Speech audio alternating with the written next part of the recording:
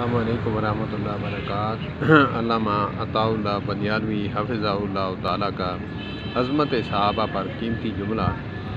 وہ فرماتے ہیں کہ صحابہ کرام کو تاریخ کے اوراق میں نہیں، قرآن کے 30 پاروں میں دیکھیں۔ اور اسی طرح فرمایا کہ صحابہ کرام کے معاملہ میں شہد کی مکھی بنے نہ کہ گندی مکھی۔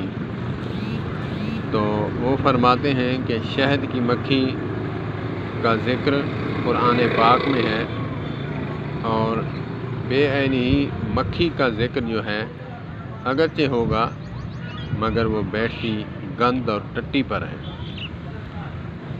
تو اسی لیے فرماتے ہیں کہ صحابہ کرام کو تاریخ کے آئینے میں نہیں، قرآن کے 30 پاروں میں دیکھیں۔